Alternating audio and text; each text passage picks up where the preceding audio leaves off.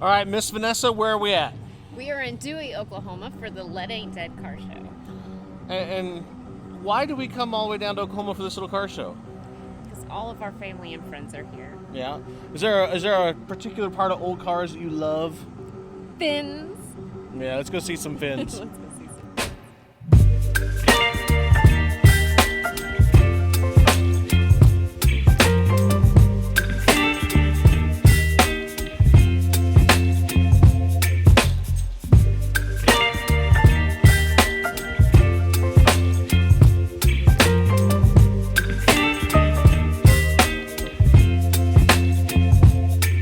Baby, you give me ice and fire.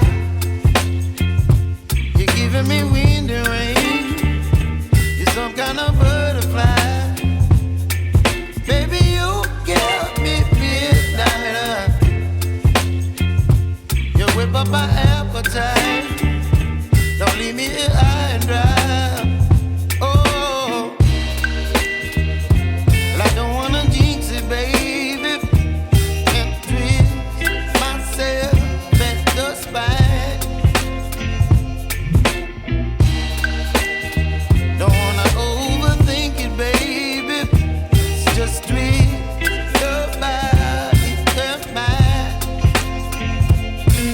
Baby, you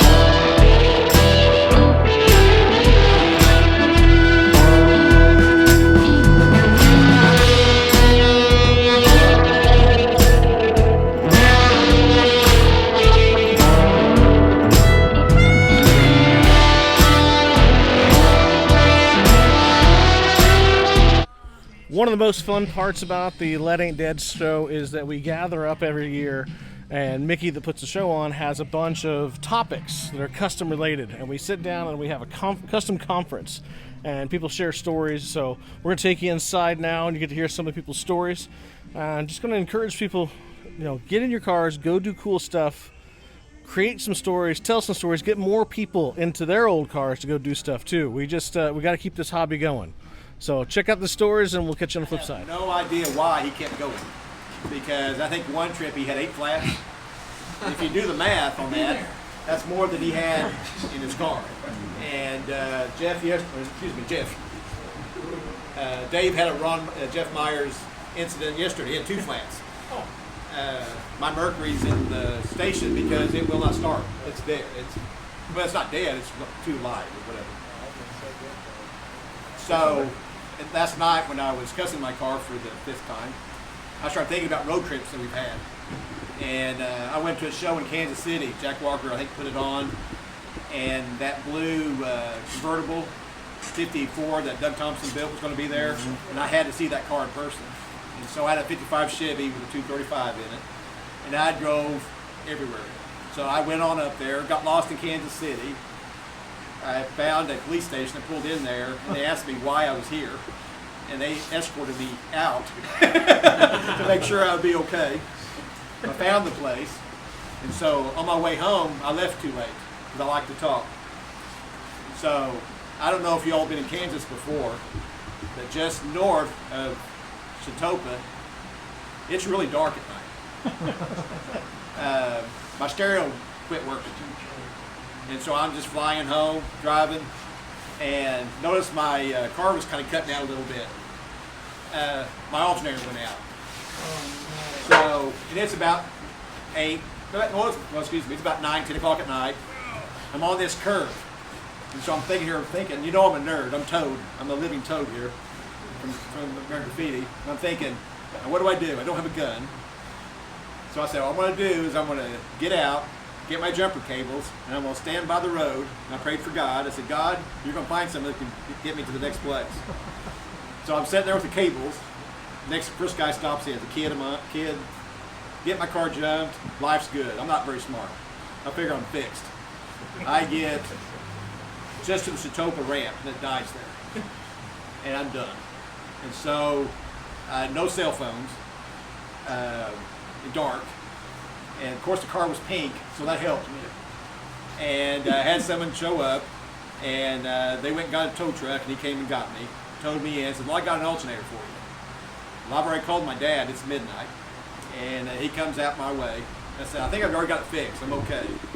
Paid, I was almost $200 to get this alternator put on my car. My dad's in front of me, and I said, you just stay in front and I'll just keep up with you. And I said, you can't go too fast. And so we head out, and I can't remember the next town. My alternator goes out. And radio goes off. I'm losing my headlights. Well, my dad's in an Aerostar van, and I'm just riding his ass. I'm right on his butt. And I said, you're a blocker for me. And so he just thought I was just driving. And I don't think he could see me because it was dark. Get the next town, I go around him, and I find a gas station, and I just ease it on in, and I just leave it there. There's no one around, and I don't care. I'm done. And so I get home about 2 or 3 in the morning. I wait up Sunday morning, and I said, my car is dead in Kansas. I think it's in this town. It's in a gas station, abandoned gas station. I think I left the keys in it. I didn't care. I was done. Being Chevrolet, you don't have to worry about leaving this. It was safe. Now, that was in the early years where I started, and I've always gone by myself. Chrome has gone with me for years, but I usually do things by myself. And that was it was okay. It wasn't the way I planned it. It wasn't fun, but I've got a good story to tell. And Jeff Myers, if you ever listen to his stories, and I can't repeat his stories because he was a Jerry Clower of customs. He could really tell a good story. And I didn't know if you all had any stories about any road trips that you've had. And I think almost every guy in this room has driven their cars everywhere. And surely someone else has had the experiences that they might want to share. David probably. Wait, before you go to the next story, did you get to see the blue Ford convertible? Yes, I did, and it was beautiful. I still got the pictures of it. But I just took 2 because that was filmed. Yeah, you had to pay for And it. I got a 50-minute photo on Monday, and that's expensive to get that one, those 2 pictures of. So I couldn't wait. Fort Smith, Arkansas.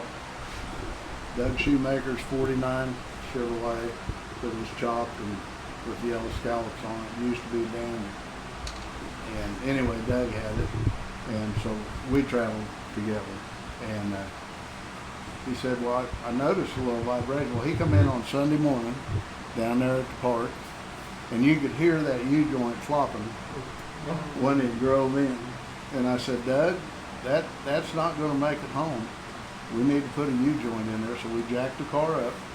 I went down to and got a U-joint and grease. When I took the U-joint out, half of the bars on the one, there weren't any needles in the cab.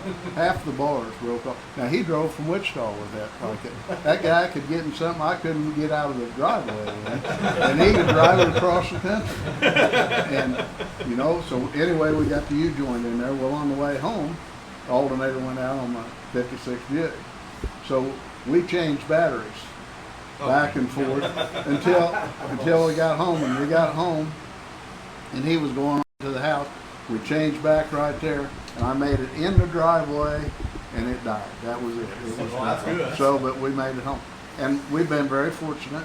I've had opportunities along the road, but we've always been able to make it home. We've never been.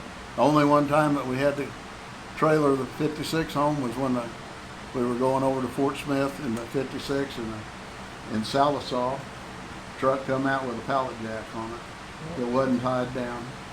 And I thought, this isn't going to be good. You know, you're running 70 miles an hour and there's nowhere to go because all there is guardrails along the side, and that pallet jack come off right in front of me. Wow. So I hit it with the tire, went down the side of the car, and the handle turned right at the rear quarter and put a dent in it, and then pulled over and let it lay beside the road, called the highway patrol. They like they never got there. And the car just sat there and idled. Got to Fort Smith and pulled in the deal, and it locked up. And one of the pistons had seized from not getting oil because it was sitting there at the side.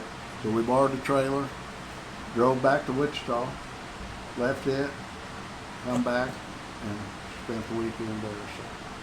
But that's the only, that's it, and that's the only time that we haven't made it home. Yeah. But, you know, things happen. They're mechanical, that things go wrong.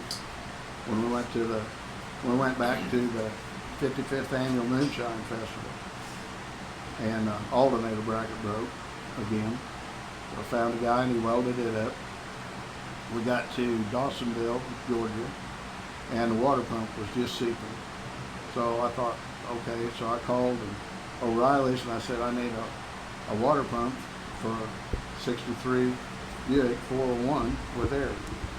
And he said, I'll have you one here at 9:30 in the morning. I figured he'd say, you know, we might be able to get you one, but it was there at 9:30 in the morning.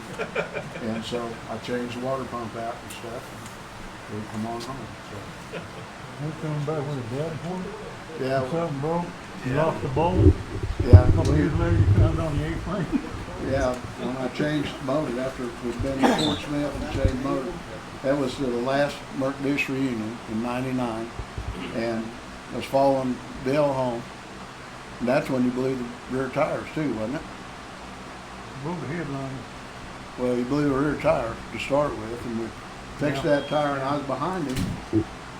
And all of a sudden, we're going down the road, and I'm behind him, and all of a sudden, I can't see anything through the back glass. He's in there going like this, but the wind got in there and blew the headliner down.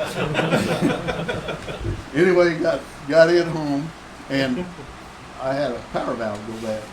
So I stopped and went in to buy a power valve, got that, and the 4 screws that go into Holly, you know, the front bolt, dropped one of them. I pushed that car out of the way, I crawled under it, I looked everywhere for that, and we couldn't find that bolt. Everybody was looking for it, and couldn't find it, so I went in and bought another carburetor to get home. And when I changed the engine out, that bolt was laying right there in the A-frame. It was laying right down in there, and it'd been traveled around quite a lot. So we had the show in Starliner. I think that's the show you're all going to. And Dave Prezzo, I think, just had his Merc running. And they broke down, I think, in Pratt, Kansas. Yeah. And they were at a Long John Silver's. And so I think the water pump went out. The water pump went out. And so they're telling me the story, and they're sending me pictures. And all of a sudden I see this huge tent. I think it's the one that's at my shop now. Yeah. And there was like 6 guys under this tent. They just made a day of it. They made Yeah, they had a car show and We're out there into the heat trying to change this fuel pump, and we started thinking, well, hell, we have canopies, you know, so we set canopies over the car, and we're sitting there eating Long John Silver's and fixing water pump, and that reminds me of Fort Smith one year. It was so damn hot there all the time, and we went one year, and I laughed because my Chevy was the one I had similar to yours. It was starter kit binding up. So I say, okay, I'm gonna put a shim in it. So I go in the I jack the car up on the frame. I jack the car up, and I say, okay, I'm gonna go in the hotel room and get an old T-shirt on because sweating like a pig. And I come out, and the car's back level on the ground. I couldn't figure out what the hell, you know, my jack was broke or what. So I opened the door, and the jack was through the floorboard. It was so hot that the asphalt had melted, and the car, the jack slipped off it, and then it popped up, went right through the floorboard. So, but I remember, fixing that. But the funny part about all that is, in Colorado Springs, we don't have Long John Silver's. Haven't had it for years. So, whenever we get to Long John Silver's, we obviously like to eat. So after I got the car fixed and pounded the floor back and everything, my buddy Shane, most of you know Shane, he says, well, I'm going to go down to Long John Silver's to get something to eat because I told him I was going to shower up. And I said, okay, so he shows back with the family pack. And I'm thinking, good, he got us some food. Hell no, man. He's sitting there, he ate that whole family pack by himself. And I said, damn, Shane, that was really nice of you to think of me.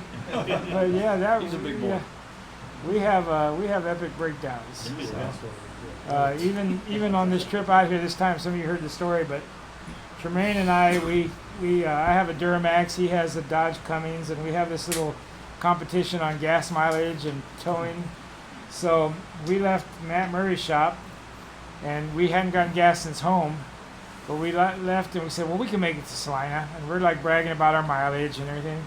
So we're traveling along. This was about 10 o'clock night before last, and 20 miles short of Salina, there's one gas station. I said, Tremaine, we should do a splash and dash real quick. He's like, no, we can make it. Well, I found out you never want to run out of gas in a diesel at 10 o'clock at night in Kansas highway. Side of the interstate. So it took us 3 hours to not only go get gas, but to get back, get it primed, explain to the police officer why he drove up the ramp backwards, and all that stuff.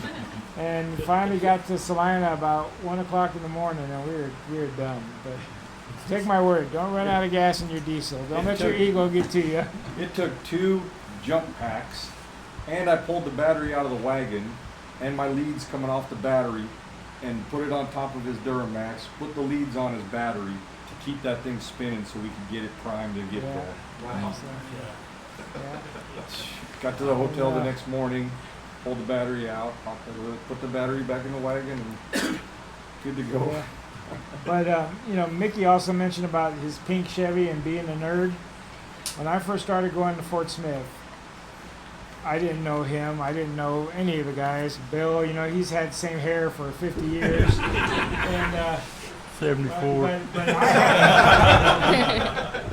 I will attest, I have pictures of Mickey in that black and pink 55 Chevy with matching bowling shirt and shorts on. And he was exactly like you said, he was a nerd. Might as well be ours, right? And he had the tape around his glasses. I did not have tape on. That's okay, they're not as good as Dave's short pictures. Two things I'll always remember is Daryl Starbird showed up, and I didn't know who Daryl Starbird was other than I heard his name in American Graffiti. But he pulls up in one of those first fiberglass P&J bodies they gave to him, and he had it sitting on a front-wheel drive Chrysler LeBaron. And it's around midnight, and that car was just black, and he pulls in, and I thought, wow, And then Gary Monday pulls in that like 61 Plymouth he had, and he hit the flamethrowers. And I remember thinking, oh man, that's for me. That is for me, man. It changed me. No, it changed my life. Oh, I know. I went home, sold my 68 Impala lowrider, and I bought a 50 Chevy sedan and started building it. But, you know, and now for me to be able to sit with these guys, and I told Tremaine last night, you know, we don't have all our club guys here, so he had a chance to sit down with Gary Glasgow and Bill and all these guys and to share some stories and see what I've been talking about for a long time, you know. And, you know, so for me it's huge to be able to do that, and not only, you know, to call them friends, you know. And I was telling someone about how I met Voodoo Jim years ago at, you know, the first art shows that Mitch had. Such a big part of your life becomes wrapped up in these you know, you have with these memories, and I've been very lucky to have that, you know. So so this kind of moments like this when you sit here are just, you know, huge to me also, you know. So I appreciate it, and you know. Well, I hope you enjoyed that little visit part of the Lead Aint Dead show, the Stray Kat Kustoms crowd. Always a great time to hang out with my friends down there. It's a small show. I wish we could make it bigger. I wish we could get more custom cars there. I don't know what to do that. But I really want to encourage you. Get out and do some more fun stuff with your cars. Bring some more people with you. And hopefully I'll see you at a show somewhere. Later.